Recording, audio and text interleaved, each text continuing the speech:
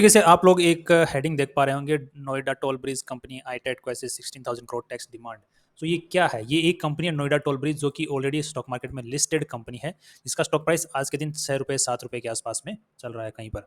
अब ये जो बड़ा एक न्यूज़ था कि 16,000 करोड़ का टैक्स डिमांड नोटिस है, उसको क्वैश कर दिया, वो भी इनकम टैक्स अपीलेट ट्रिब्यूनल ने, मतलब कोर्ट ने, जो कि इनकम टैक्स के जो मामले देखता है।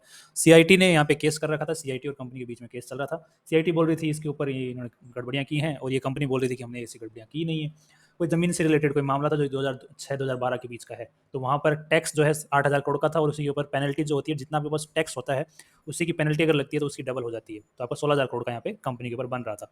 तो वो जो पूरा का पूरा टैक्स डिमांड नोटिस है, वो एक ज़मीन के लफड़े को लेकर के था। तो यहाँ पर ये जो आईटी डिपार्ट जो ये जो अपीलेट ट्रिब्यूनल है, इसने उसको क्वैश कर दिया, खत्म कर दिया, खारिज कर दिया कि देने की जरूरत नहीं है।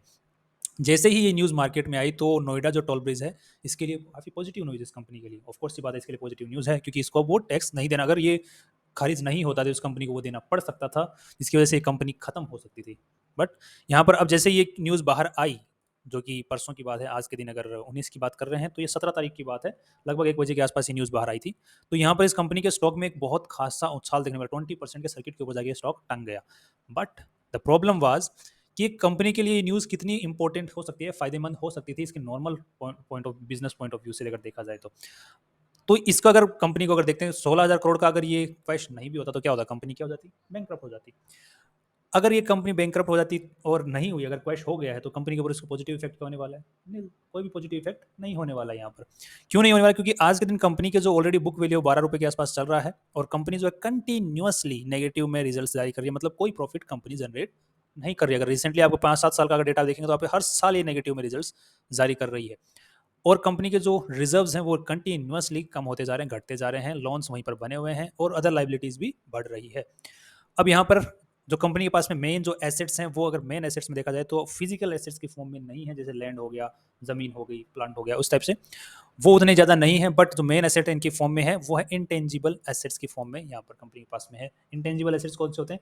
ऐसे एसेट्स जिनकी वैल्यू जो होती है, जिनको हम छू नहीं सकते हैं, जैसे लाइसेंस हो गया, या फिर कोई किसी चीज़ का ऑर्डर हो गया, बड़ी चीज़ का रिकमेंडेशन हो गया, या फिर किसी चीज़ का क्या बोलते हैं उसको, मतलब अप्रूवल हो गया किसी चीज़ को लेकर के। सो ये इंटेंजिबल एसेट्स में इनकी अपने आप में वैल्यू होती है, जैसे ब्रांड इमेज भी एक मतलब इंटेंजिबल एसेट्स में आता है। So finally on the basis of कि इस न्यूज़ की वजह से इस कंपनी के स्टॉक के ऊपर क्या इम्पैक्ट होने हो सकता था, क्योंकि इसके नॉर्मल बिजनेस में कोई इम्पैक्ट नहीं हो रहा था, नहीं दिख रहा होता हुआ।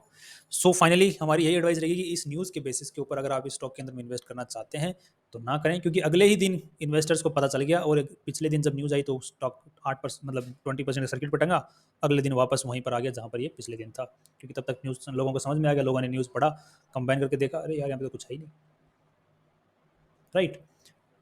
So finally, for the content like this, see you tomorrow.